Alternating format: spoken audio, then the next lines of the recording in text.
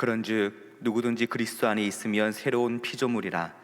이전 것은 지나갔으니 보라 새 것이 되었도다. 우리 삶의 주인 되신 하나님, 이 시간 우리의 모든 죄를 용서하시고 새로운 피조물로 삼으신 하나님께 예배하며 나아갑니다. 예배하는 이곳에 함께 하시고 우리의 예배를 받아 주옵소서. 예배를 통하여 우리에게 역사하시는 하나님의 구원의 역사를 느끼며 은혜를 경험하게 하옵소서. 잃어버린 한 영혼을 향한 하나님의 마음을 알게 하시고 열방을 품어 세상으로 전파하는 삶이 되게 하옵소서. 예수님의 이름으로 기원하옵나이다. 아멘.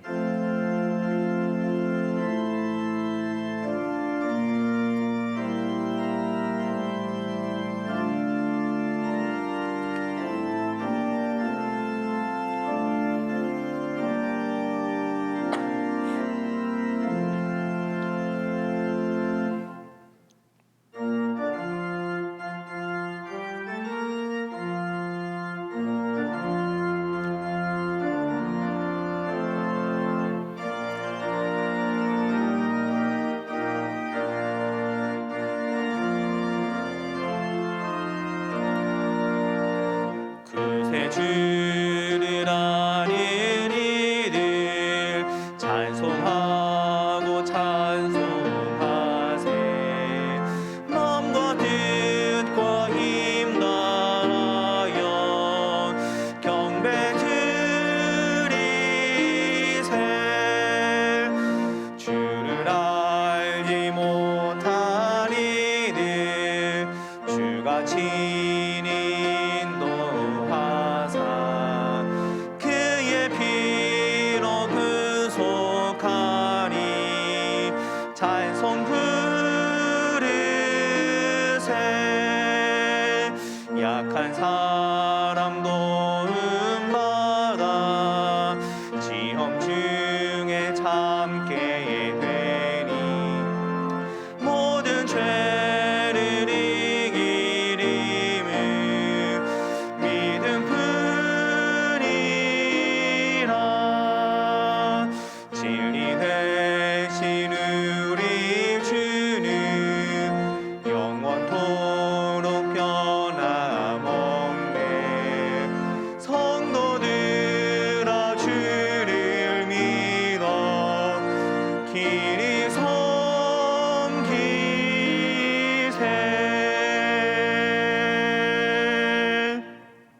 자리에 앉으시겠습니다. 이 시간 교회 공동 기도 제목으로 함께 기도드리겠습니다. 첫째, 제2국에서 사역하시는 박순철, 김은주 선교사님 간염병 확산과 정치적 불안 가운데에 학원 사역이 보호받도록. 둘째, 이단과 사이비의 미혹을 말씀으로 분별하고 새학기 대학 캠퍼스 내에 복음이 전파되도록. 셋째, 언론중재법 개정안이 국제인권법의 기준에 맞게 수정되어 표현의 자유가 침해되지 않도록. 담임 목사님 영육간의 강건함과 가정과 사역을 위해 오늘 말씀을 전하시는 윤재덕 소장님을 위해 다 함께 기도하시겠습니다. 하나님, 시간 동안의 모든 성도님들이 한 마음으로 기도하는 기도를 들으시고 응답하여 주옵소서.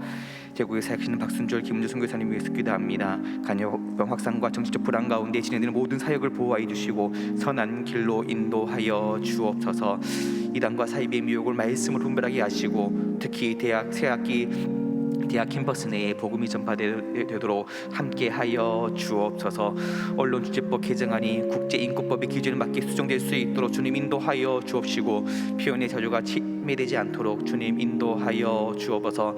담임 목사님 육군의 강건함 허락하여 주시고 가정과 사역 가운데 주님 평안함을 더하여 주옵소서. 하시는 모든 사역 가운데 주님 인도하여 주시고 국군에 세워져 갈 수 있는 귀한 목숨 될 수 있도록 주님 인도하여 주시고 말씀 전하시는 지도자님과 함께 하셔서 예배당에서 그리고 영상에 드는 모든 성도들에게 영복 분별을 가지고 이 땅을 말씀으로 살아갈 수 있도록 주님 인도하여 주옵소서.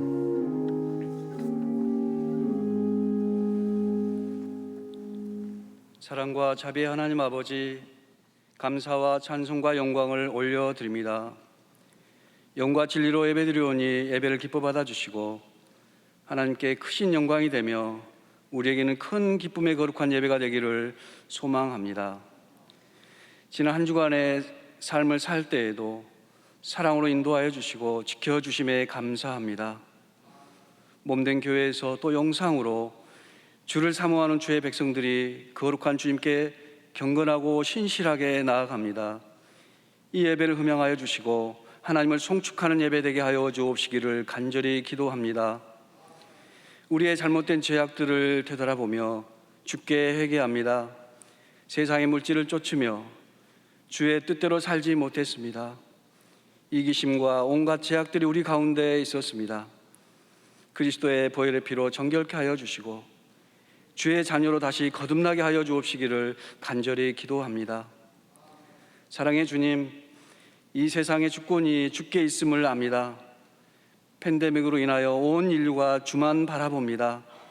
이 전염병이 속히 물러가게 하여 주시고 주의 평강만이 넘치는 주님만이 통치하는 주의 나라가 속히 오게 하여 주옵소서. 사랑의 하나님, 다시 주님의 십자가를 바라보며 주님만이 우리의 구원자이시며 주님만이 참되신 하나님 아버지이심을 알아가는 이 거룩한 산 예배가 되게 하여 주옵소서.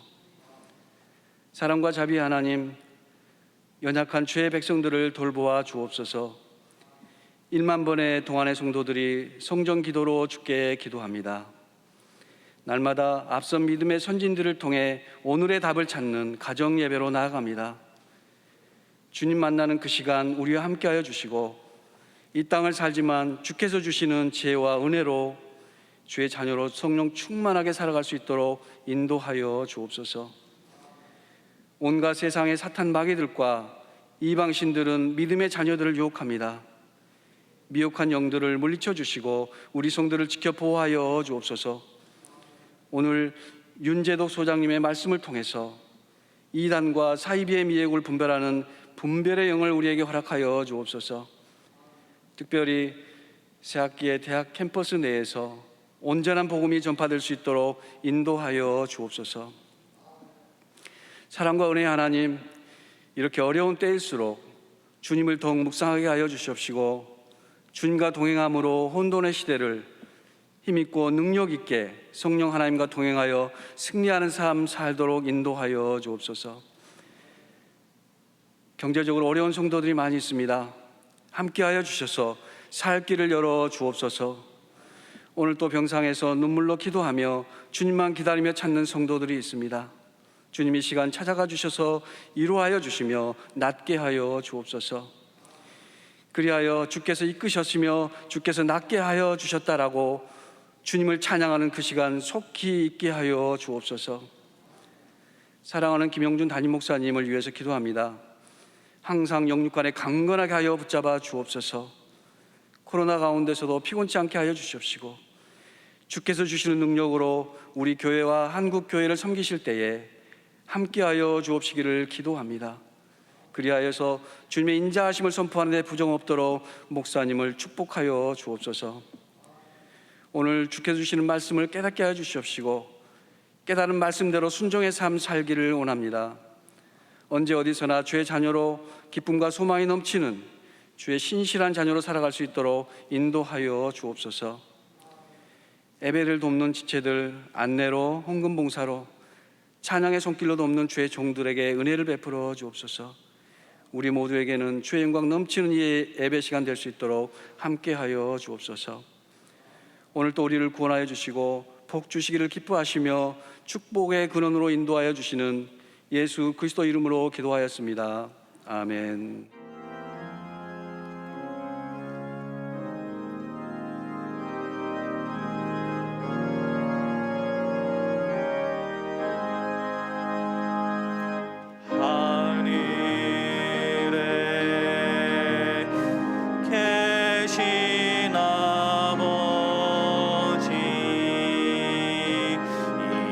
이름 거룩하사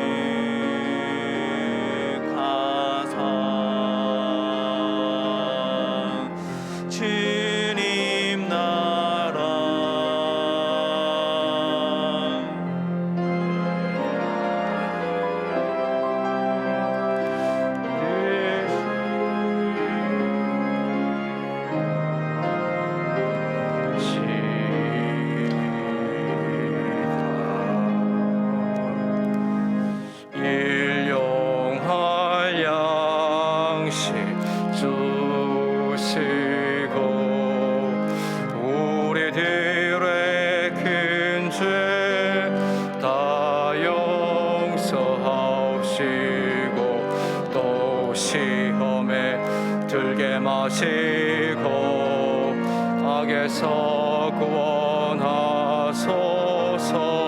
대개 주의 나라 주의 권세 주의 영광 영원히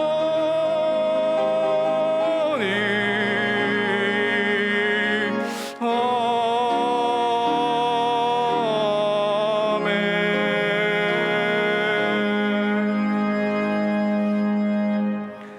우리와 함께 하시는 하나님, 삶의 자리에서 예배의 감격을 사모하며 우리의 눈을 들어 하나님을 먼저 바라봅니다. 우리의 마음을 열고 우리의 입술을 열어 주님을 찬송하며 예배드리오니 하나님의 은혜를 풍성히 내리어 주옵소서. 언제 어디서나 예배의 자리를 소중히 여기게 하시고 우리의 가정이 먼저 예배의 성전이 되고 말씀으로 인도함 받고 찬송으로 새 힘을 얻게 하시고 기도로 모든 역경을 헤쳐나가는 믿음의 용사들이 되게 하옵소서. 우리의 발걸음마다 하나님의 보호의 역사가 있게 하시고 진리 되신 예수님 안에 거하며 말씀에 인도함 받아 미혹의 영들을 분별하고 예수님만이 길이며 진리 되시고 생명 되심을 고백하는 은혜가 충만하게 하옵소서. 하나님, 우리의 연약한 삶의 자리에 친히 찾아오시어 상한 마음들을 위로하시고 질병의 고통 중에 있는 분들을 치료하여 주시고 사단의 힘에 눌려있는 성도님들을 복음으로 자유케 하시고 우리의 가정과 생업을 붙들어 주시고 여전히 우리의 소망 되시는 하나님을 찬송하는 믿음의 일꾼들 되게 하옵소서.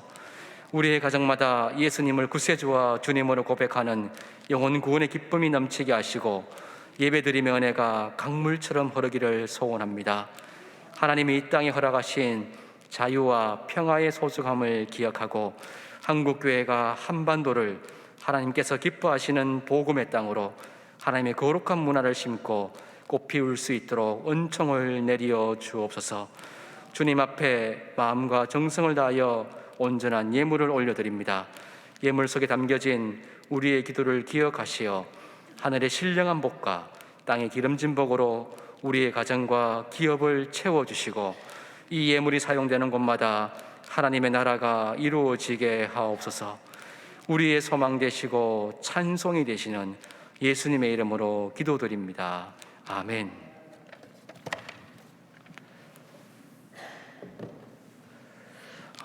예배당 예배로 또 각 가정에서 예배 드리시는 우리 성도님들 한 분 한 분을 주님의 이름으로 환영하고 축복합니다. 우리 함께 이렇게 축복 인사 나눌까요? 하나님께서 우리와 함께 하십니다. 이렇게 할게요. 하나님께서 우리와 함께 하십니다. 네, 감사합니다. 오늘은 특별히 이제 2단 세미나로 우리 윤재덕 소장님께서 말씀 전해 주시고요. 소장님께서 이제 그 종말론 사무소 이제 운영하고 계시는데 이단 대책 사역을 잘 감당하실 수 있도록 그렇게 중보 기도 부탁드리고요. 이단 관련으로 상담을 원하시는 우리 성도님들은 1층하고 3층에 로비에 가시면 신청함이 비치되어 있습니다. 그래서 상담 신청서를 내주시면은 주중에 저희 스태프들이 이제 연락을 이렇게 취하면서 또 도움을 드릴 수 있도록 그렇게 연락을 드리겠습니다. 우리 중보기도실하고 1만 번 동안 성도의 성전기도가 1인 입실 기준으로 계속 진행되고 있습니다. 중보기도에 함께 하시고 우리 성전을 또 기도에 불길이 타오는 곳이 될 수 있도록 우리 성도님들 많은 기도에 동참을 부탁드리겠습니다. 하반기 바이블 칼리지가 온라인으로 운영 중에 있습니다. 교회 홈페이지 참조하셔서 다양한 교육 훈련들의 과목들이 있습니다. 함께 해주시고 또 교육 훈련으로 또 영적으로 무장될 수 있는 그런 기회가 될 수 있도록 신청 부탁드리겠습니다. 추석 가정 예배 순서지가 3층 로비에 비치되어 있습니다. 필요한 만큼 여러분 또 함께 해주셔서 또 추석 명절 가운데도 또 예배로 함께 할 수 있도록 그렇게 부탁드리겠습니다. 나머지 광고는 영상으로 함께 하시겠습니다. 의지했던 모든 것 변해가고 억울한 마음은 거져가네 부끄러움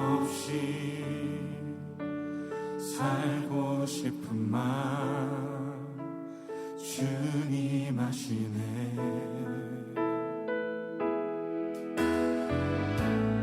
모든 일을 선으로 이겨내고 죄의 유혹을 따르지 않네. 나를 구원하신 영원한 그 사랑 그 신분이 날 붙드시네. 주어진 내 삶이 작게만 보여도 선하신 주 나를 이끄신 보내 주심을. 오늘 우리에게 주시는 하나님의 말씀은 창세기 50장 20절 말씀입니다. 다 함께 일어나셔서 하나님의 말씀을 경청하겠습니다. 당신들은 나를 해하려 하였으나 하나님은 그것을 선으로 바꾸사 오늘과 같이 많은 백성의 생명을 구원하게 하시려 하셨나니 이것은 하나님의 말씀입니다. 아멘.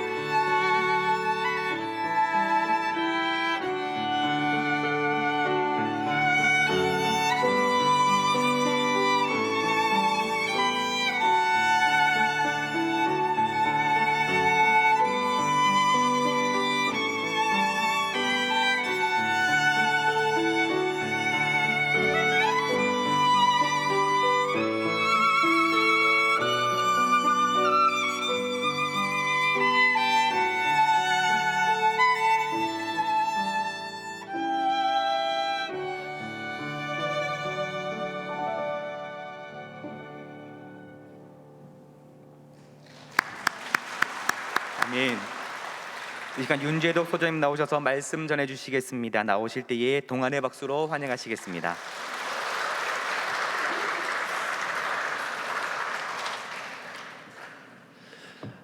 여러분 안녕하세요. 반갑습니다. 저는 윤재덕이라고 합니다. 환영해 주셔서 너무 감사합니다. 아까 장로님 기도하셨던 것처럼 지금은 정말 혼돈의 시대입니다. 우리가 혼돈의 시대를 살고 있는지 아닌지를 확인해 보려면 아주 간단한 방법이 있죠. 유튜브 들어가 보면 되죠. 유튜브 들어가서 여러분들이 사랑하는 이름들, 예수, 하나님, 성령 이런 단어들을 한번 검색해 보시기 바랍니다. 검색하면 여러분 깜짝 놀라실 거예요. 왜냐하면 세상에는 이렇게나 많은 헛소문들이 지금 판을 치고 있구나라는 걸 어렵지 않게 확인할 수 있기 때문입니다. 마음이 답답해집니다.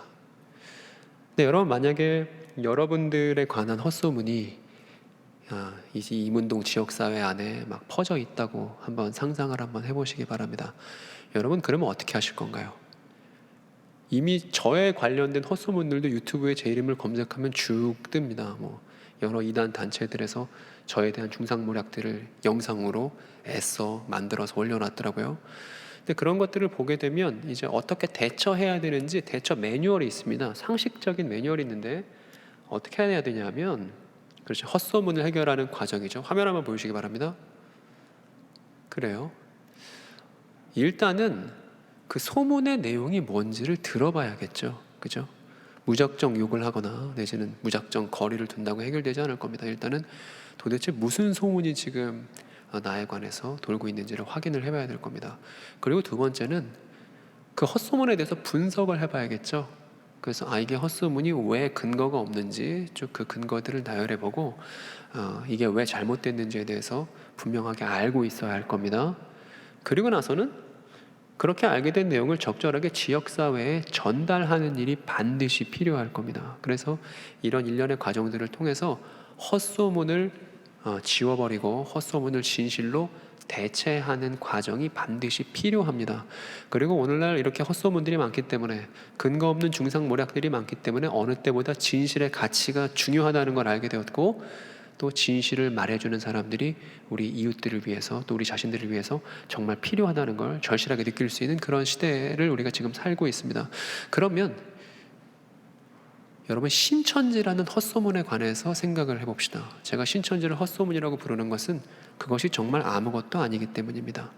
그런데 일단 제가 지금 방금 말씀드린 것처럼 신천지가 헛소문이라면 일단 그들이 주장하는 내용이 뭔지를 알아야 될 것이고 그리고 그게 왜 잘못됐는지에 대해서 근거들을 갈무리를 해봐야 될 것이고 그거를 적절하게 지역사회에 알려야겠죠. 그래서 그 헛소문을 시원한 바람으로 날려버려야 되지 않겠습니까? 그런데 날려버리기는커녕 그 헛소문이 더욱더 짙어져서 지금 이 사회 전체를 짙게 들이우고 있고 심지어 대한민국 사회를 넘어서 전 세계로 신천지가 뻗어나가는 지경에 이르렀습니다. 그래서 그간 한국교회가 이토록 신천지 대처에 있어서 문제가 있었는가? 왜 이렇게 잘못했는가?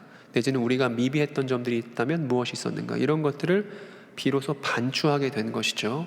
제가 예전에 신천지에 처음 관심을 갖고 이제 학교에서 관련 자료들을 막 찾았을 때가 있었는데 2010년, 11년 그 즈음의 일인데요. 학교에서 찾아보니까 관련 자료가 하나도 없었습니다. 제가 어렵게 하나 찾은 거 보니까 그 비고란에 뭐라고 써 있냐면 논의할 가치 없음 이렇게 써 있었죠. 그러니까 당시만 하더라도 한 10년 전만 하더라도 신천지 너무 헛소리라서 논의할 가치도 없어 라고 이제 학교에서는 판단을 했는데 정작 그 논의할 가치도 없다고 판단한 그 이야기의 그 내용에 우리의 많은 이웃들이 또 우리의 교우였던 분들이 그 이야기를 자신의 이야기로 수용해버리는 그래서 2019년도 그러니까 코로나 사태가 벌어지기 전만 하더라도 신천지의 교세가 20만 명에 육박하는 일이 벌어졌던 것이죠. 그럼 왜 이렇게 신천지가 교세가 이렇게 확장되었는가를 좀 돌아보면 이 교회의 대처가 참으로 아쉽다는 얘기를 안 할 수가 없습니다. 왜냐하면 일단은 헛소문이 있다면 그 헛소문에 대해서 내용을 파악해 봐야 될 것인데 사실은 교회가 신천지의 주장에 대해서 파악하려고 시도해 본 적이 없죠. 시도하지 않았죠. 오히려 신천지 교인과 가까이 있으면 마치 전염병 옮는 것처럼 무조건 거리를 둬야만 한다고 그렇게 여러분도 알고 계시리라 생각이 듭니다. 그래서 신천지 교인들을 두려워하게 만들고 또 이제 그 사람들 거리를 두는 것이 능사라고 그렇게 교회 안에서 이야기되어 왔습니다. 그런데 그들을 두려워하게 되는 그 본질적인 원인, 그 근저에 있는 진짜 원인은 뭐가 있냐 하면 우리가 그들을 모른다는 것이죠. 신천지 교인이 어떤 생각을 갖고 있고 어떤 성경 이해를 갖고 있는지 우리가 모르기 때문에 교회가 갖고 있는 신천지에 대한 두려움은 이 무지에서 파생된 겁니다. 그러니까 지피지기면 백전백승인데 사실 신천지 교인에 대해서 모른 채 그들을 두려워해 왔던 그런 시간이 대단히 오랫동안 지속되었다는 것입니다. 그리고 뭐만 남았냐 하면 적대감만 남았죠. 그래서 신천지 그러면 이유를 잘 모른 채 일단 나쁘다고 생각하고 손가락질부터 하게 됩니다. 그래서 적대감만 표면화됐는데 이건 사실 신천지 지도부가 너무나 좋아할 만한 일입니다. 이런 거죠. 쟤네는 신천지가 뭔지도 잘 모르는데 저렇게 우리를 미워하기만 한다고, 그러니까 쟤네가 잘못된 거라고, 이런 얘기를 하면서 교인들을 내부로 규합시키기가 얼마나 편하겠어요. 그러니까 지금 이 키워드들, 두려움, 무지, 적대감, 이것으로 이런 감정들로 신천지를 그동안 대처했더니 어떻게 됐냐? 신천지가 너무 커진 거예요. 그래서 다시 교회가 신천지를 어떻게 대면해야 되는지를 그 근본부터 돌아봐야 할 때가 된 것이죠. 그래서 제가 오늘 여러분들께 말씀드리려고 하는 것은 신천지 교인의 경험을 이해해 보자는 것입니다. 신천지 교인의 경험. 여러분들 주변에도 신천지 교인이 덜어 있을 거라고 생각이 됩니다. 그 사람이 처음에는 그냥 교인이었으나 혹은 일반인이었으나 그 사람이 신천지 교인이 되기까지 어떤 과정을 겪어왔는지를 한번 살펴보자는 것입니다. 그러면 그 사람을 우리가 이해할 수도 있을 테니까요. 신천지 교인이 포섭되는 과정은 지금 여러분들이 그림으로 보시는 것과 같습니다. 그래서 노방이라고 부르는 저건 신천지 용어인데 길거리에서 이제 설문조사를 하거나 사람들을 이제 포섭하는 뭐 심리 테스트를 하거나 그런 일들이 대학가에서 이제 많이 벌어지고, 이제 백신 맞고 코로나 조금 한풀 꺾이면 그런 일들이 이제 금세 또 이제 거리를 메우게 될 것은 불을 보듯 뻔한 일이죠. 그렇게 해서 이제 그 사람들이 인적 사항을 알게 되면 인터뷰나 세미나로 그동안 사람들을 이제 포섭을 해왔습니다. 이때도 물론 신천지라는 건 얘기하지 않고요. 그러다가 이제 개별 상담 같은 걸 하면서 자연스럽게 복음방이라는 단계를 거치게 됩니다. 복음방. 제가 요새 관심이 있는 건 저 신천지 복음방이라는 단계에서 교육하는 내용들이에요. 왜냐하면 그동안 이제 신천지 하면 신천지가 비유풀이가 문제입니다, 이런 얘기들은 참 많이 해왔습니다. 그런데 비유풀이는 저 센터에서 가르치는 거예요. 근데 그 이전 과정인 복음방에서 가르치는 내용이 아닙니다. 그러니까 비유풀이가 위험하다 정도만 알고 있으면 사실은 이미 늦죠. 저 복음방은 어떤 곳이냐 하면 1대1로 카페나 이런 데서 개별로 1대1로 성경 공부를 하는 과정이 저 복음방입니다. 그래서 카페에 가시면 성경책 펴놓고서 성경 공부하는 사람들을 종종 볼 수 있는데 그게 복음방 과정이라고 보시면 될 거예요. 유감스럽게도 기독교인이 카페 가서 성경 펴놓고서 즐겁게 얘기하는 것은 정말 드문 일이 됐죠. 그런 사람들은 대부분 신천지 교인이 돼버렸습니다. 그래서 그렇게 얘기할 때가 저 복음방 단계가 누군가가 신천지 교인이 될 때 처음 성경을 접하는 단계가 저 복음방 단계예요. 그런데 저 복음방 단계에서 이런저런 성경 얘기를 할 때 많은 사람들이 문제가 있다고 생각하지 않았기 때문에 센터라는 그 다음 단계로 넘어가는 것입니다. 복음방 단계에서 그 사람들이 하는 얘기가 잘못됐다고 생각하지 않았기 때문에 센터 수업을 듣기로 결정을 했단 말입니다. 그런데 그런 와중에 많은 기독교인들조차도 저 복음방에서 가르치는 내용들에서 문제를 발견하지 못했어요. 그렇기 때문에 신천지 교인이 되기를 한 것이겠죠. 그럼 도대체 무슨 내용을 저 복음방에서 교육하는가, 이걸 살펴볼 필요가 있을 것입니다. 이런 내용을 가르칩니다. 여러분, 여러분들에게 익숙한 키워드들이죠. 아담, 노아, 아브라함, 야곱, 모세, 이런 키워드들 말입니다. 즉 교회에서 주일학교를 다녔다면 또 교회에서 오래 예배를 들었다면 누구나 알 법한 인물들에 대해서 신천지가 복음방 교육 내용으로 사용하고 있습니다. 근데 저 내용부터가 대단히 문제적입니다. 그러니까 이미 우리에게 익숙한 성경 인물들에 대해서 교육을 하면서 신천지식 교리의 포석이 다 깔려버립니다. 그러니까 신천지 교리의 중추를 다 배우는 과정이 저 복음방인데 문제를 발견하지 못했다는 거예요. 그래서 제가 하는 작업은 신천지 복음방에서 가르치고 있는 내용이 어떤 것인지를 여러분들께 소개해주고 그것이 왜 성경적인지 아는지를 논증하려고 합니다. 그리고 제가 2주 전에 분당에 있는 할렐루야 교회 가서 아담이나 노아나 아브라함에 관련된 내용은 이미 강의를 했습니다. 그래서 지금 짧은 시간 동안 제가 모든 걸 말할 수 없기 때문에 여기 동안교회에서는 한 사람만 우리가 집중해서 살펴보려고 합니다. 누구냐 하면 야곱에 관해서만 우리가 들여다보려고 해요. 야곱에 관해서만. 그러면 야곱에 관해서 저 신천지 복음방에서 뭐라고 가르치는지 제가 짧게 요약을 해서 설명을 드릴게요. 저 구석탱이에 있는 건 신천지 교인입니다. 저 사람이 뭘 배우게 되냐면요, 야곱에 대해서 말이에요. 먼저는 야곱은 꾀가 있고 지혜로운 사람입니다 라고 교육합니다. 야곱은 꾀가 있고 지혜로운 사람입니다. 여러분 이 내용 맞나요? 안 맞나요? 괜찮나요? 이 내용까지는 뭐 별로 그렇게 큰 문제가 있는 것으로 여겨지지 않죠. 그리고 또 뭘 배우냐면 야곱은 하나님의 복에 대한 끈기가 있었습니다 이렇게 교육해요. 하나님 복에 대한 끈기가 있었습니다. 여기까지도 괜찮죠? 그죠? 그렇게 문제될 거 없는 것 같죠? 그리고 나서 이제 하나님께서 무엇을 선으로 보시는가 이 질문을 던지는데, 그러므로 하나님은 저렇게 꾀가 있고 끈기가 있는 사람을 좋게 보십니다 라는 결론으로 마무리됩니다. 저게 신천지에서 배우는 야곱에 관련된 내용 골자예요. 여러분 만약에 여러분이 카페에 앉아서 저런 내용들을 듣고 있다고 한번 생각을 해보세요. 문제를 발견하실 수 있겠어요? 그냥 일반적인 얘기 아닌가 하고 넘어가겠죠.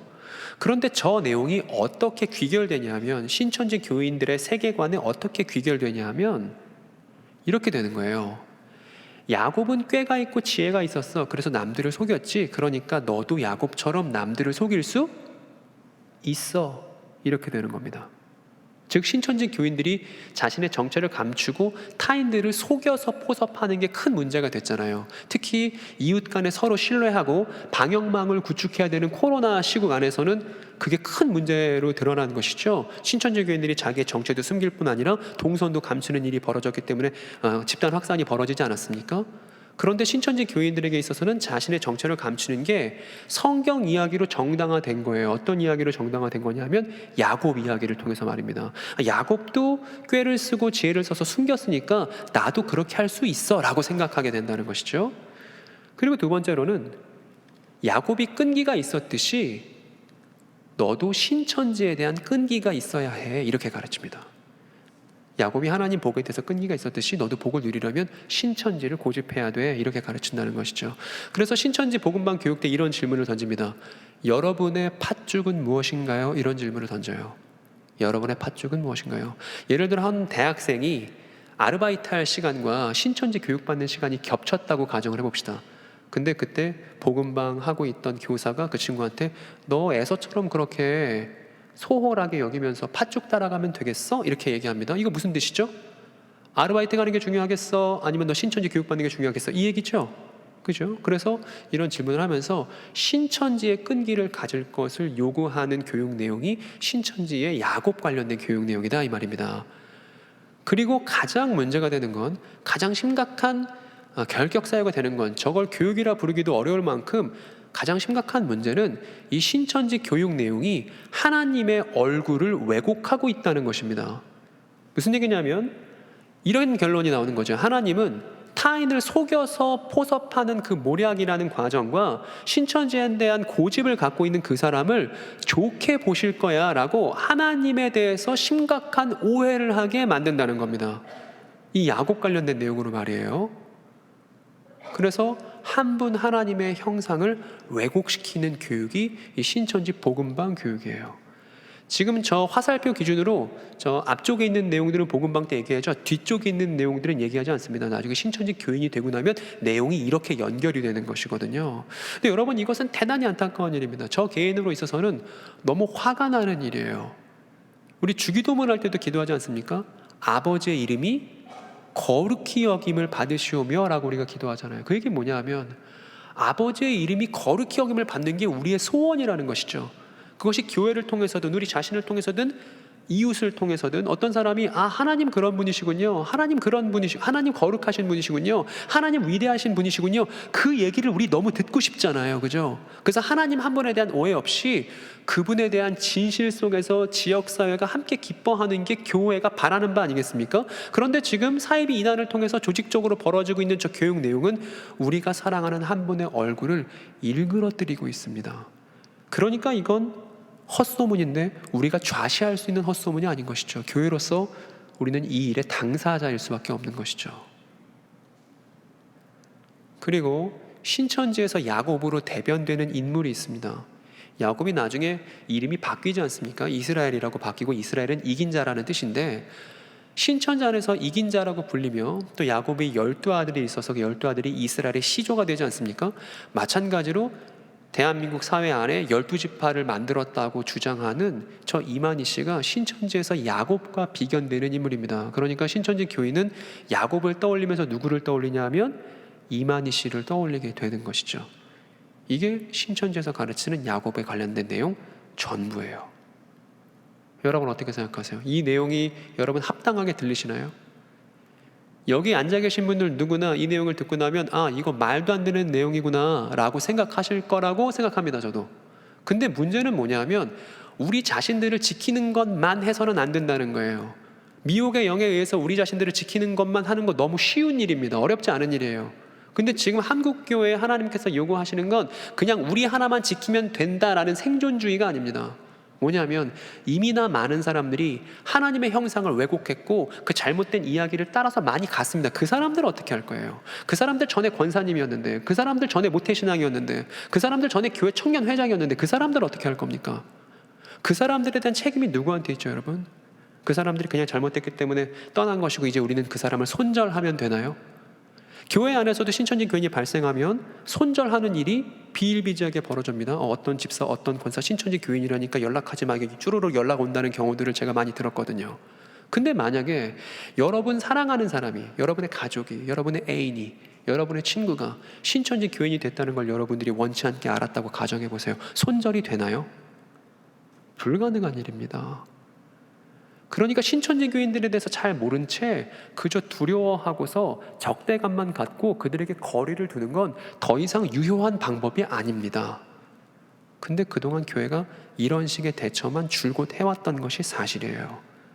그래서 우리는 신천지 교인을 알아야만 합니다. 그들이 하나님을 어떻게 왜곡하고 있는지, 그들이 우리가 사랑하는 하나의 이야기를 어떻게 잘못 알고 있는지, 그리고 또 뭐가 필요하냐면 그 사람들에게 진실한 이야기를 전달하는 일 또한 교회의 책임이라 생각합니다.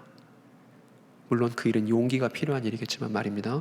근데 지금 이 이단 관련된 일을 특수한 사람들이, 전문가들이 뭔가 이 일에 연루된 몇몇 소수의 사람들만 하는 것으로 교회조차도 오해하고 있어요. 근데 그렇지 않습니다. 초대교회부터 중세 이르기까지, 그리고 오늘날 이르기까지 교회는 이단에게 계속 맞서오면서 우리의 진리를 어떻게 소개할 것인가, 우리의 진리를 어떻게 수호할 것인가에 의해서 신학이 발전했습니다.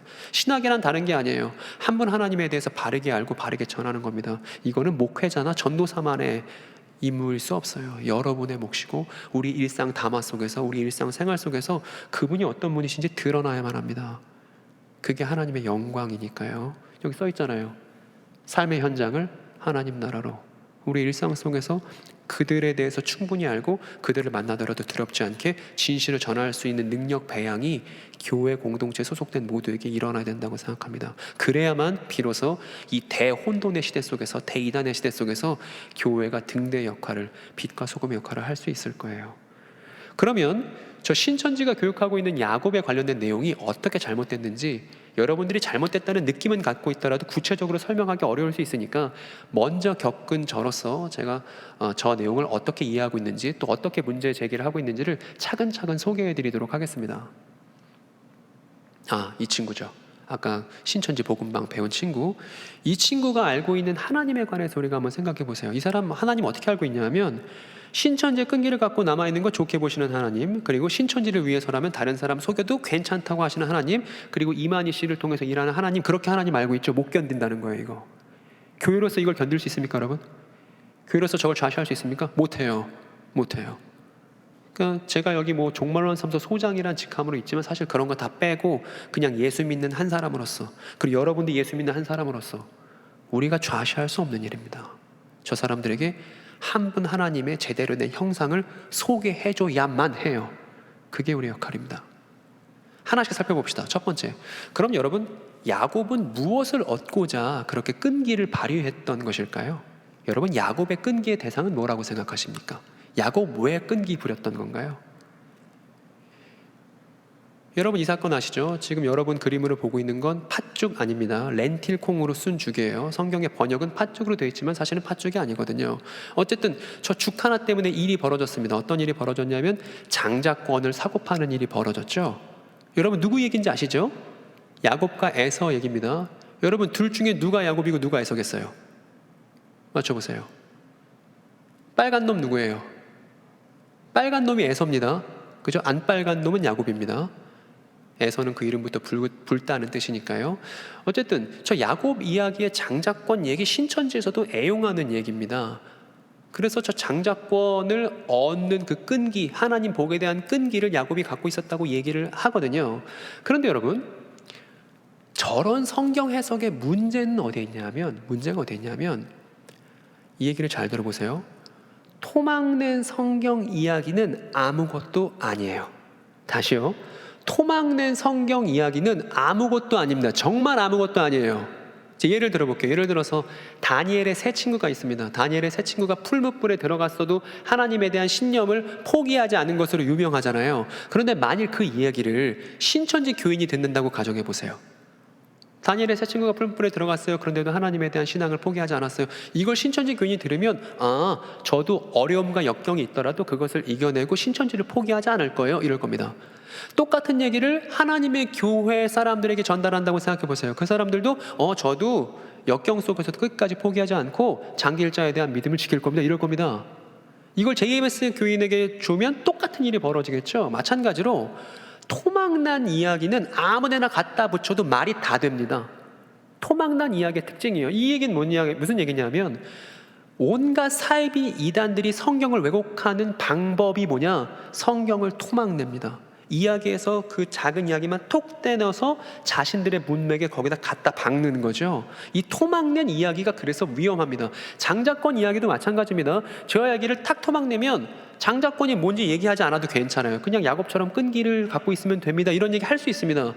그런데 이것을 파회하는 방법은 뭐냐 하면, 토막난 이야기를 다시 전체 그림에 연결시키는 일이에요.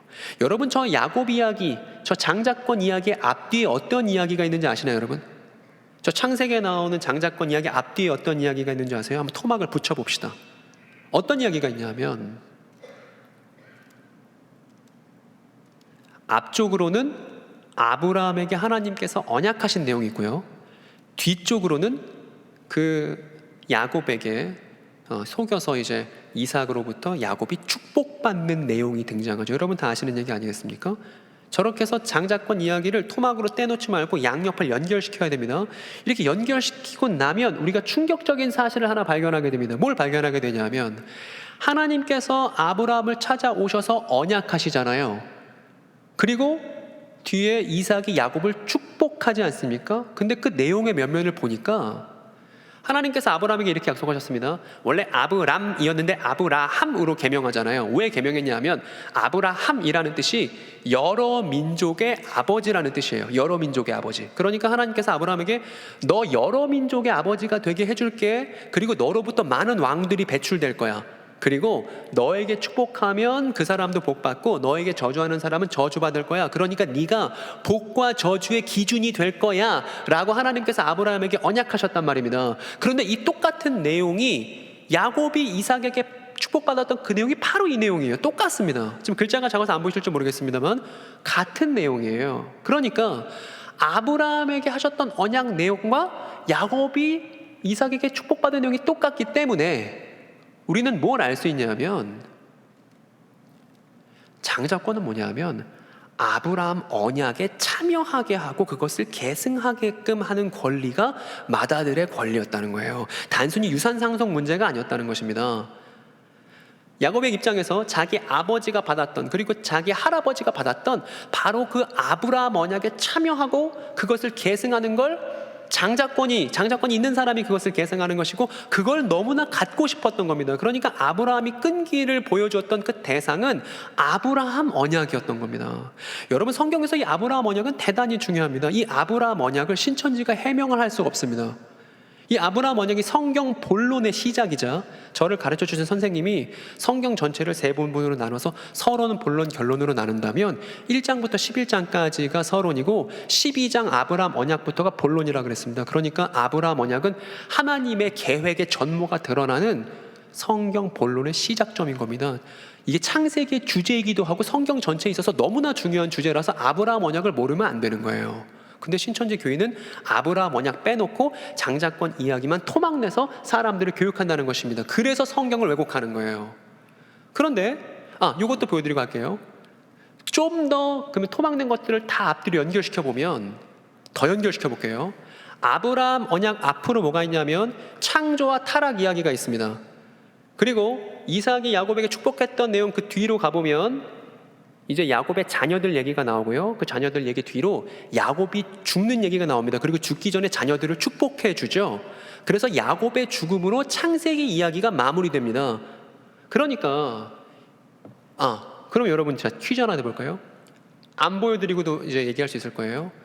야곱이 자신의 자녀들에게 축복할 때 어떤 내용으로 축복했을까요? 마스크를 끼셔서 제가 알 수가 없네. 여러분, 야곱이 자기 자녀들 축복했을 때 어떤 내용으로 축복했겠습니까? 아브라함 언약으로 축복합니다.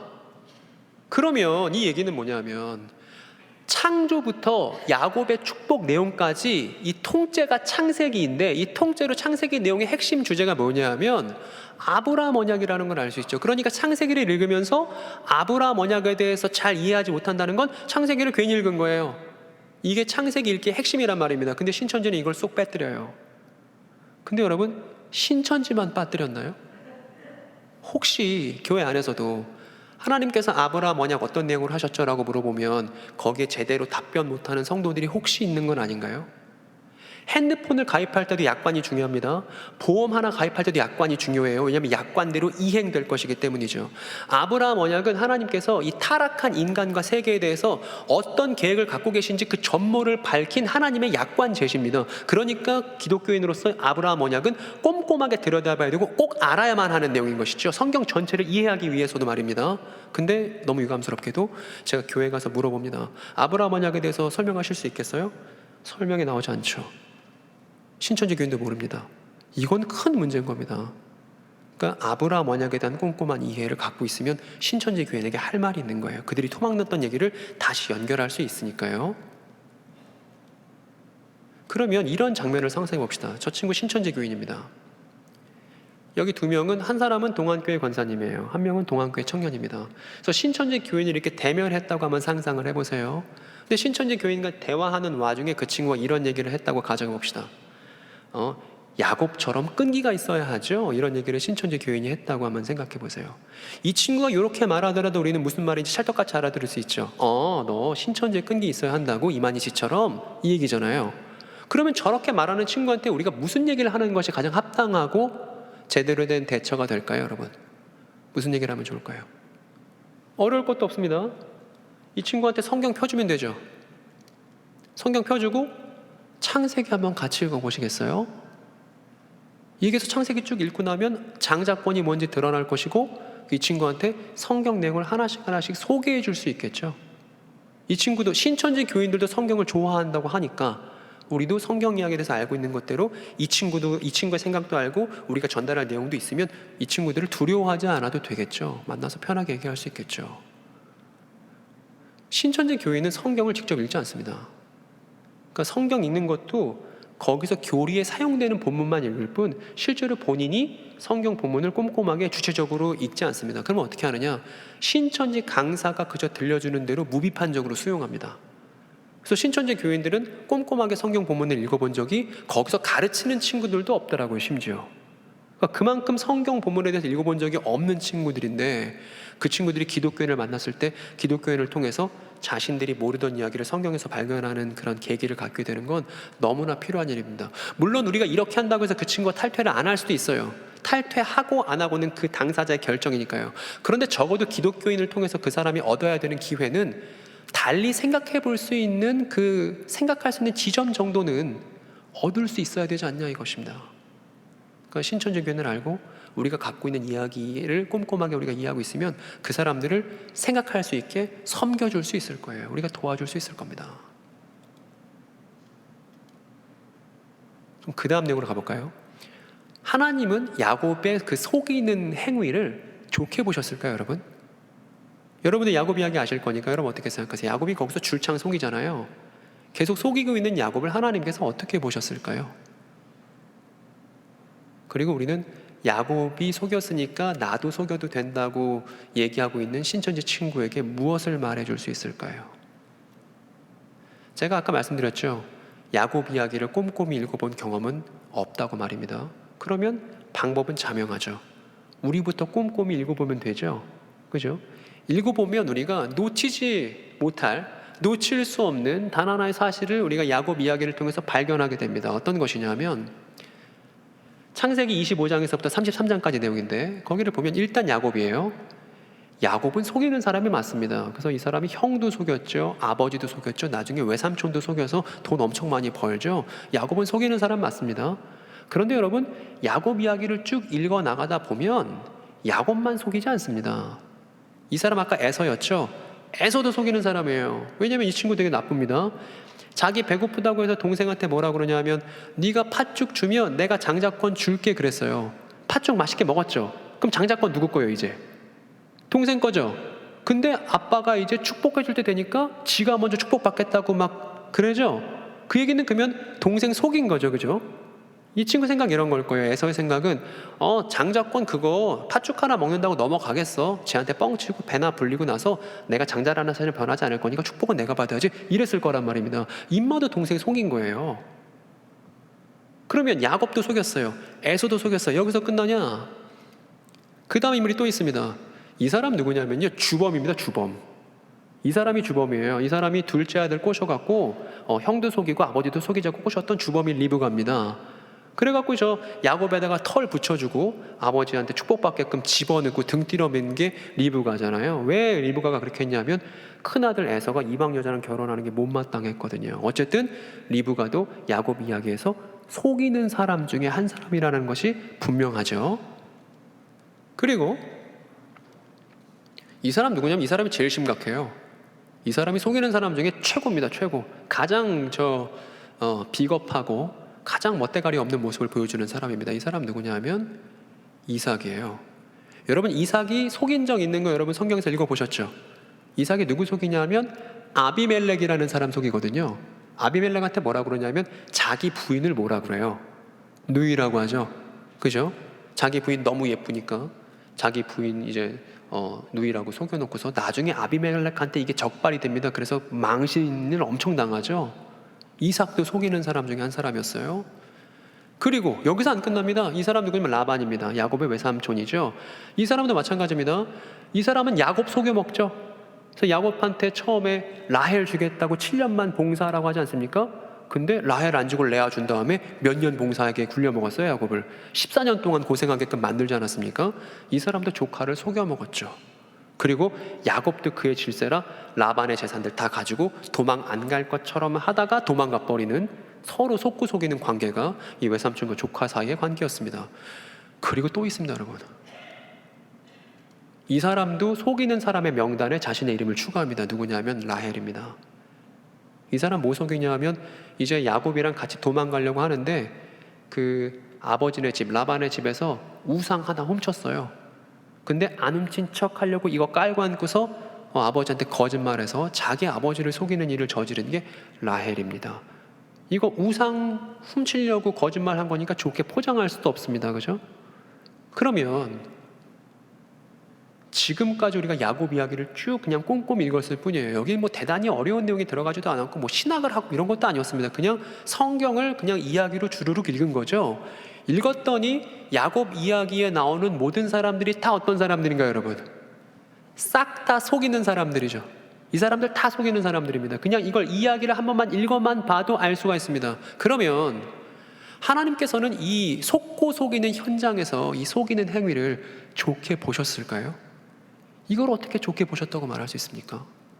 모두가 속고 속이는데 야곱이 속이는 건 괜찮아. 말이 안 되는 것이죠. 즉 하나님께서 허용해 주신 것과 하나님께서 좋게 보시는 것을 구분을 못하고 있는 것이죠. 하나님께서 참아주시는 것과 하나님께서 좋게 보시는 것을 구분을 못하고 있다는 것입니다. 모든 신천지 교인이 말입니다. 이걸 누군가 소개를 해줘야 된다는 거예요. 어려운 내용도 아니니까요.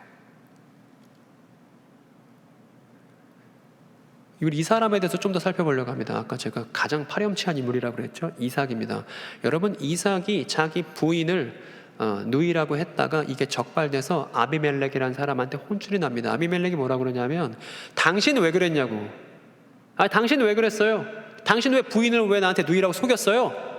라고 아비멜렉이 물으니까 이삭의 대답이 가관이에요. 정말 가관입니다. 뭐라고 말하냐면 이렇게 자기가 속였다고 핑계를 댑니다. 뭐라고 그러냐면 저 여자 때문에 제가 혹시 목숨을 잃어버릴지도 모른다고 생각해서 제가 속였네요. 여러분, 이게 할 말인가요? 아니, 선박이 이제 침몰할 때도 누구부터 구조해야 되냐면 여자와 어린아이부터 구조하는 거 아니겠습니까? 근데 지금 이삭은 자기 하나 목숨 부지하려고 자기 부인을 속여버리고, 그리고 자기 부인이 봉변당할 위기에 처하는 그런, 이걸 통해서 우리가 뭘 알 수 있냐면, 여러분, 왜 속이는 걸까요? 속이는 것의 근본 동기가 뭘까요? 다른 사람들을 속일 때 그 사람 마음 깊은 곳엔 뭐가 있을까요? 뭐가 있냐면 지금 이삭이 잘 보여주듯이 두려움이 있는 겁니다. 내가 죽을까봐, 내가 망할까봐, 내가 못 가질까봐, 그 두려움이 깊이 있으니까 그 두려움 때문에 비겁한 행동을 하게 되는 것이고, 그 비겁한 행동 중에 하나가 남을 속이는 것이죠. 이 이야기를 우리가 야곱 이야기를 통해서 발견할 수 있는 겁니다. 그러니까 이 얘기가 성경에 버젓이 써 있는데 어떻게 야곱의 속이는 그 행위를 좋다고 말할 수 있겠어요? 불가능한 일이죠. 다시 이 장면으로 돌아왔습니다. 신천지 교인과 대면한 동안교회 성도들의 그림으로 돌아왔습니다. 이 친구가 또 대화 중 얘기해요. 야곱처럼 꾀가 있어야 해요. 여러분, 이제 이 말이 무슨 말인지 우리는 충분히 이해할 수 있죠. 야곱처럼 꾀가 있어야 해요 라고 신천지 교인이 말할 때 이 사람은 분명히 머릿속에 이만희 씨를 떠올리고 있습니다. 그리고 야곱이 속였듯이 나도 속여도 괜찮아 라고 정당화하고 있을 거예요. 그때 이 친구한테 우리가 할 수 있는 가장 좋은 섬김은 뭐가 있을까요, 여러분? 어렵지 않죠. 성경을 피면 되죠. 성경을 피고 야곱만 속이는 거 아니라고, 모두가 속이고 있다고. 저랑 야곱 이야기 한 번만 읽어보시겠어요? 이 얘기를 듣기 전까지 저 친구는 야곱 이야기를 한 번도 직접 제대로 읽어본 적이 없는 친구거든요. 그러니까 어렵지 않다는 겁니다. 이런 섬김의 기회를 그 사람에게 제공한다는 게, 우리가 진실한 이야기를 꼼꼼하게 읽고 갖고만 있으면 이걸 가지고 사람들을 많이 도와줄 수 있을 거예요. 마지막 세 번째입니다. 그러면 여러분, 야곱 이야기가 말하고 있는 하나님은 정작 어떤 분이신가요? 야곱 이야기가 말하고 있는 하나님은 어떤 분이라고 여러분 생각하십니까? 신천지가 말하는 것처럼 남들 속이고 신천지의 끈기를 갖고 있는 걸 좋게 보는 하나님이라고 말할 수 없다면 야곱 이야기가 보여주는 진짜 하나님의 참 모습이란 어떤 분이실까요? 제가 야곱의 대사 하나를 갖고 왔습니다. 야곱이 이렇게 말했습니다. 저를 형 에서의 손에서 건져주세요. 에서가 와서 우리 가족들이랑 저까지 죽일까 봐 제가 너무 무섭습니다. 이렇게 야곱이 말했습니다. 두려움이죠. 두려움이죠. 이거 언제 말하는 거냐 하면 종 하나가 야곱한테 와서 보고했습니다. 지금 형 에서가 당신 죽이려고 400명 이끌고 우리를 추격하고 있다고 라는 보고를 듣고 나서 야곱이 부랴부랴 짐 싸고 도망가면서 하나님께 기도했습니다. 저렇게 기도한 거예요. 하나님, 저 무서워 죽겠다고. 그리고 나서 제가 아까 그랬잖아요. 두렵기 때문에 비겁한 행동들을 한다고 말씀드리지 않았습니까? 야곱이 두렵기 때문에 비겁한 행동들을 하기 시작합니다. 어떤 행동을 하냐 하면 일단은 본인이 외삼촌 속여서 잔뜩 갖고 온 재물을 두 패로 나눠요. 왜 나누냐 하면 한쪽 공격을 당하면 나머지 한쪽이라도 가져가려고. 그러니까 이 와중에도 재산 생각을 하는 거죠. 그리고 또 뭐냐면 형을 위해서 뇌물을 준비합니다. 뇌물로 형 마음 어떻게든 누그러뜨려 보려고. 그리고 이 세 번째가 가장 비겁한 행동인데 어떻게 했냐면, 지금 이제 쭉 대열이 있잖아요. 가축들도 가고 가족들도 가고 종들도 따라가고 있는 쭉 대열이 있지 않습니까? 이 대열에서 앞쪽으로 종들을 보내요. 그리고 종들 다음으로 자기 가족들을 보냅니다. 그리고 자기는 어디에 있는 거예요? 이 대열의 맨 끄트머리를 따라가는 거예요. 여러분, 맨 끄트머리에 따라가려고 하는 이 야곱의 심리가 이해가 되시죠? 어떻게 하겠다는 거예요? 자기 가족들이 죽더라도 나 하나만큼은 살아야겠다는 되게 비겁한 심정이죠. 마치 아까 제가 배가 파선하는 얘기 하지 않았습니까? 여자와 어린아이부터 구해야 될 판에 지금 야곱은 정반대 행동을 보여주고 있는 거죠. 종들 죽어도 돼. 우리 가족들, 우리 부인들, 우리 자식들 죽어도 돼. 일단 나 하나는 살아봐야지. 맨 끄트머리를 따라가고 있는, 형에 의해서 죽임당할까 봐 덜덜 떨고 있는 야곱의 모습을 창세기는 보여준단 말입니다. 그런데 이렇게 가다가 야곱이 변화된 시점이 있죠, 여러분. 야곱이 달라졌죠. 어떻게 달라졌는지 아시죠, 그죠? 어디였죠, 여러분? 어디서 야곱이 하나님의 백성다운 모습으로 달라지나요? 야복강이었죠. 두려움에 떨면서 후미를 따라가고 있는 야곱을 누가 턱 잡습니다. 그리고 밤새 뭐 하게 되냐면 씨름하게 되죠. 아마 성경에 쓰이지 않았지만 밤새 씨름을 했다고 하니까 씨름하면서 별별 얘기 다 했을 것 같아요. 야곱이 저 이래서 무섭고 저래서 무섭고요. 별별 얘기 다 했을 것이고, 그 사람도 이런저런 얘기를 들려주었겠죠. 그래서 그렇게 밤새 씨름을 하다가 동이 트고 나서 충격적인 변화가 벌어지는데 무슨 일이 벌어졌냐 하면 야곱 이름이 바뀌었습니다. 뭐로 바뀌었죠, 여러분? 알고 계신가요? 이스라엘로 바뀌었죠. 이긴 사람이라는 의미를 갖고 있는 이스라엘로 바뀌었죠. 그리고 나서 야곱의 행동이 달라집니다. 어떤 행동이 달라지냐 하면 밤새 씨름하다가 엉덩이 뼈를 다친 거예요. 다치니까 이제 도망가긴 글렀죠. 그래서 그냥 도망가는 거 포기하고 두려움을 무릅쓰고 두려움을 극복해서 대열의 맨 선두로 야곱이 쩔뚝거리면서 나섭니다. 이 대열의 맨 처음으로 온다는 건 무슨 의미겠습니까, 여러분? 내가 두렵지 않다는 얘기죠. 두려움이 극복됐다는 것이고, 희생당하더라도 누가 희생당하겠다는 거예요? 자기 자신이 희생당하겠다는 것으로 야곱의 태도가 완전 달라졌죠. 그죠? 그리고 이것도 어려운 건데 야곱이 해냈어요. 뭐냐 하면 대열의 맨 선두에 가다가 형을 만나니까 용기를 내서 먼저 용서를 구합니다. 그 야곱도 지가 잘못한 거 아는 거죠. 그러니까 이런 충격적인 변화, 두려움을 극복하고 먼저 용서를 구하는 이 인격의 변화가 그날 밤중에 있었단 말입니다. 그리고 야곱이 이스라엘 되기 위해서, 야곱이 이스라엘로 달라지기 위해서 누가 계셨죠, 여러분? 밤새 야곱을 붙잡고 씨름하고 있었던, 야곱이 연약하더라도 두려워하고 남들을 속이더라도 걔를 포기하지 않고 끝까지 붙들고 계셨던 한 분 하나님이 야곱과 씨름하고 계셨잖아요. 그분이 야곱 이야기에서 발견되는 참된 하나님의 모습이잖아요. 야곱을 포기하지 않는, 연약함에도 불구하고 야곱을 지키시는, 그래서 끝내 야곱이 이스라엘답게 살 수 있도록 도와주시는, 그게 야곱 이야기에서 발견되는 하나님의 참된 모습 아니겠습니까? 여기서 그치지 않습니다. 야곱에겐 또 추억이 있죠. 야곱이 형 속여먹고서 이제 집에서 떠나서 길바닥에서 자야 되는 그런 신세가 되었습니다. 그래서 돌베개에 베고서 길에서 잘 때 야곱의 꿈에 나타난 하나님이 계십니다.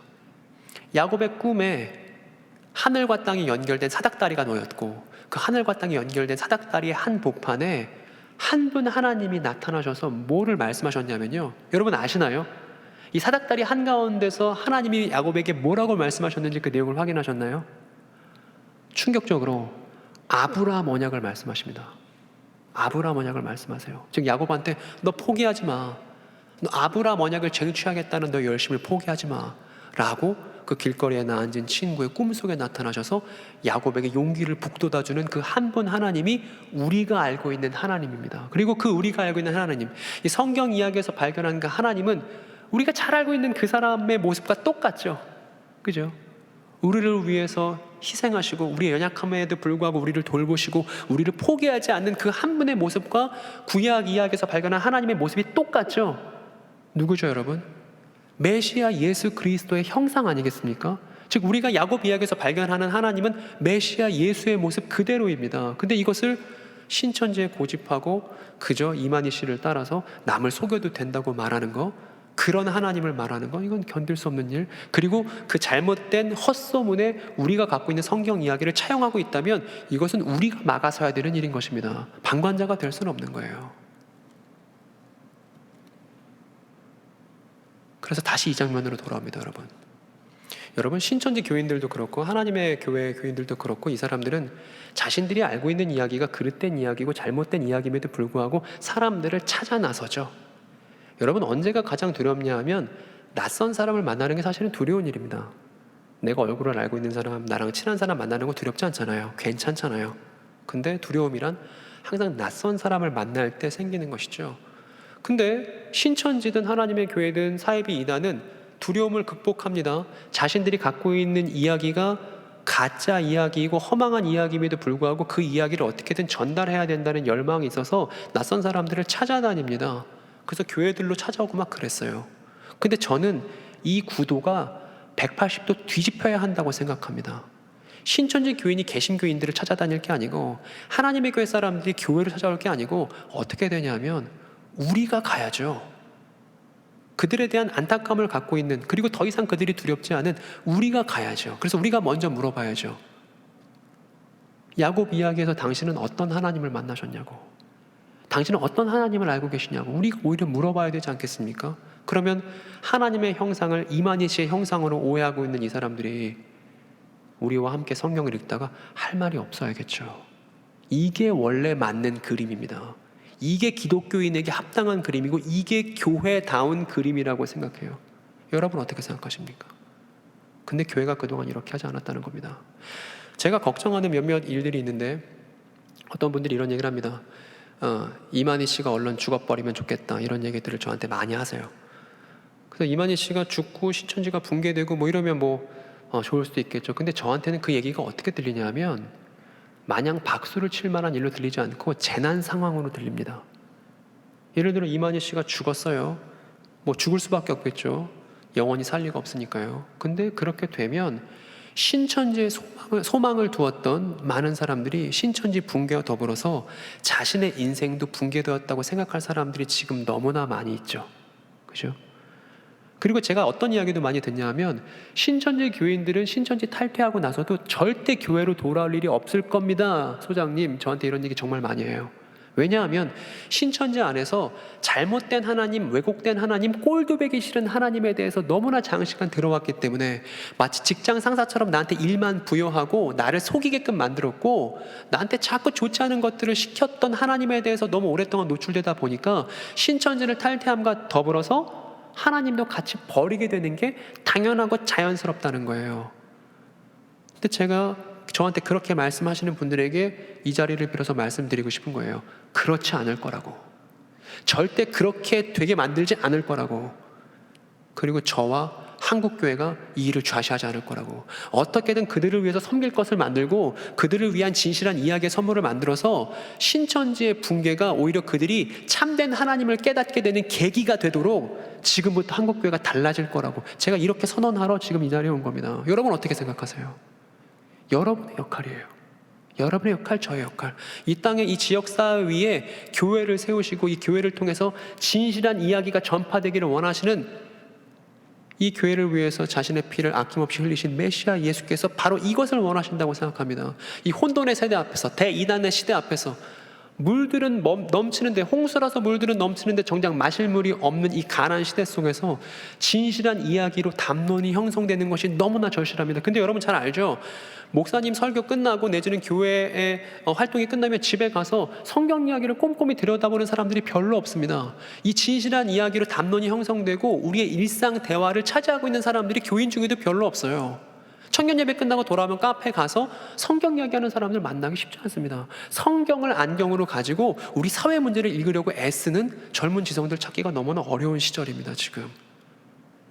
그러니까 교회가 다시 교회답게, 교회가 우리의 이야기에 충실하게, 그러면 교회가 이 땅에 하나님께서 우리에게 주셨던, 우리에게 허용하셨던 이 문제와 아픔 속에서 교회가 답변을 제시할 수 있을 겁니다. 대한민국 근현대사 속에서 숱한 사이비 이단들이 있었습니다. 전도관이 있었죠, 장막성전이 있었죠, 호생기도원이 있었죠, 또 신천지가 있고 여러 이단들이 있었는데, 하나의 큰 이단이 흥했다가 그것이 망했을 때 그 상처 입었던 사람들이 고스란히 다 어디로 가냐 하면 그 다음 생기는 이단의 마중물 역할을 하게 됩니다. 그래서 어떤 한 이단이 세워졌다가 무너지면 그 사람들 우르르해서 또 다른 이단 만들고, 그 사람들 무너지면 우르르해서 또 다른 이단 만들고, 계속 이게 반복되면서 계보를 형성해 왔습니다. 그러니까 이 얘기는 뭐냐면, 대한민국 근현대사 안에서 한국교회는 단 한 번도 대형 이단이 무너질 때 그 사람들을 제대로 품어준 적이 없다는 얘기입니다. 그럼 그 사람들이 또 다른 이단을 또 만들게 되고 우리의 이웃들을 아프게 만들 겁니다. 그리고 그 사람들이 아픈 이웃들 당사자이기도 합니다. 성경 전체를 요약하면 하나님의 사랑, 그리고 이웃 사랑, 하나님을 사랑하고 이웃을 사랑하는 게 성경 전체 요약이라면, 이 큰 사랑의 견지에서 우리가 지금 교회로서 뭘 해야 되는지를 물어봐야 할 거예요. 신천지 교회 앞에선 예수는 어떻게 하셨을 것인가? 이 이단 문제를 대면하고 있는 예수는 그분이라면 어떻게 하셨을 것인가? 거기서부터 근본적인 질문을 다시 던져야 한다는 것입니다. 두려움과 무지와 적대감을 치워내고서 말입니다. 그래서 바라는 결론은 하나예요. 신천지 교인이 하나님에 대해서 이렇게 알고 있잖아요. 잘못 알고 있잖아요. 교체해주고 싶은 거예요. 하나님에 대한 진실한 이야기로 말입니다. 하나님 그런 분 아니야. 야곱이 진실할 수 있도록 도와주는 분이시지, 야곱이 속이는 걸 좋아하시는 분이 아니야. 그리고 야곱이 연약할 때도 끝까지 돌보시고 지키시는 하나님이지, 죄 진다고 그냥 내팽개치는 하나님 아니야. 그리고 하나님은 아브라함 언약을 예수 그리스도를 통해서 이루시는 바로 그분이야 라고 신천지 교인에게 참된 하나님의 형상을 소개해 줘야만 한다는 것입니다. 그러면 그 친구가 웃을 거예요. 지금 웃었죠, 그죠? 그 친구가 웃으면 우리도 진짜 기쁘게 웃을 수 있을 것이고, 신천지 때문에 관계가 악화된 모든 가정들, 연인들, 친구들도 함께 웃는 날을 지금 고대하고 있습니다. 그리고 그걸 위해서 다시 손가락질했던 우리의 손가락을 다시 접고서요, 우리 자신들을 돌아보면 이 일을 감당하기 위해서 여러분들이 주의하셔야 될 만한 것, 제가 3가지를 말씀드리고 싶습니다. 우리가 앞에서 했던 것인데, 헛소문을, 아무것도 아닌 헛소문을 진실한 이야기로 대체하는 작업이 필요한데, 이것을 위해서 우리가 주의해야만 하는 3가지의 주의사항이 있습니다. 먼저 첫 번째는 토막낸 이야기가 아무것도 아니라는 걸 기억해 주세요. 토막낸 이야기는 아무것도 아닙니다. 어쩌면 교회가 설교라는 형식 때문에 이야기를 계속 토막내 맞는지도 몰라요. 그러니까 다시 연결해서 성경 이야기의 전체 성경 이야기를 참되게 교육하고 배우고 전달하는 연습을 교회 공동체가 해야만 합니다. 두 번째로는 직접 확인하지 않은 이야기는 아무것도 아니라는 것도 기억해 주세요. 교회에 물론 훌륭한 목사님들 계시지만, 훌륭한 교육자들이 있지만, 교육을 받더라도 본인이 직접 책을 펴서 확인을 해야만 그게 내 이야기 되는 것이니까, 무비판적으로 수용하는 것이 능사가 아니라 내가 직접 그 이야기의 확인과 주인공이 되는 게 반드시 필요하다는 것도 기억하셨으면 좋겠습니다. 그리고 마지막으로 용기가 필요해요. 우리에게 너무나 낯선 그 사람들을 대면하는 용기, 그리고 개별적으로 대면해서 그 사람들을 어떻게 하실 생각 마시고, 만약에 주변에 신천지교회 아는 사람이 있다면 그 사람에 대해서 잘 이야기를 경청해보고 교회에 얘기해서 같이 기도하며 그 사람을 위해서 어떻게 우리가 섬길 수 있을지 공동체 전체가 같이 고민하는 시간들을 가졌으면 좋겠습니다. 그러면 아까 동안교회 기도 제목 보니까 첫 번째 기도 내용이 한 사람을 위해서 전도하는 교회라는 기도 제목이 있더라고요. 신천지 교인도 우리의 전도 대상에 반드시 포함시켜야 한다는 얘기입니다. 긴 이야기 들어주시느라 고생 많았습니다. 잠깐 기도하겠습니다. 거룩하신 하나님 감사합니다. 하나님,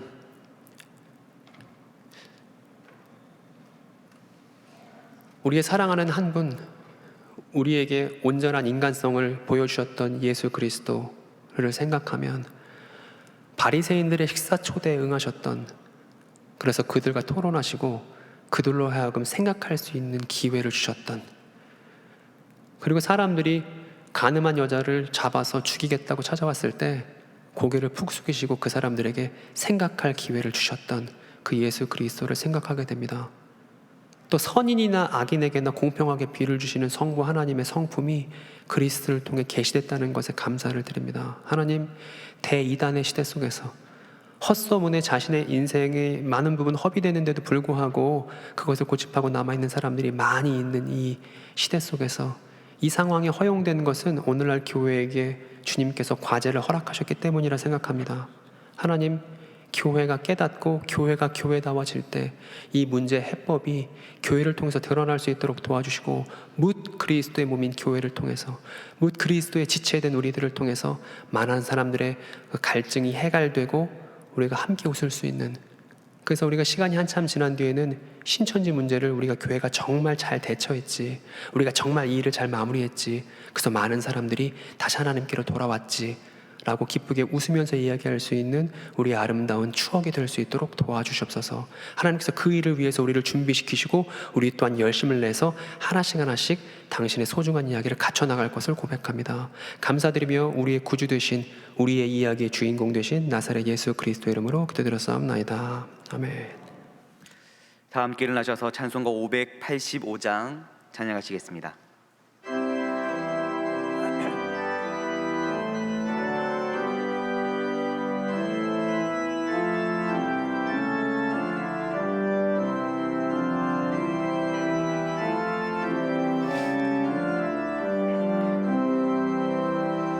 내 주는 강한 성이요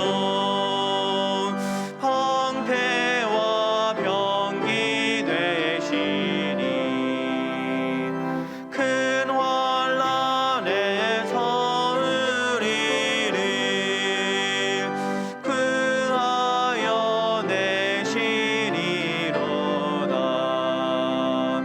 옛 원수 이때도 임을성 모략과 원세로 무기를 삼으니 천하에 누가 당하랴. 내 힘만 의지할 때는 패할 수밖에 없도다.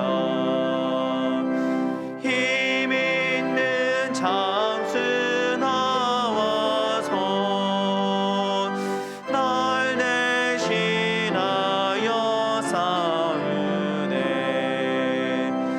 이 장수 누군가 주 예수 그리스도 만군의 주로다. 당할 자 누구랴. 반드시 이기리로다. 이 땅의 마귀들 끌어 우리를 삼키려 하나. 겁내지 말고 섰거라. 진리로 이기리로다. 친척과 재물과 명예와 생명을 다 빼앗긴데도 진리는 살아서 그 나라 영원하리라.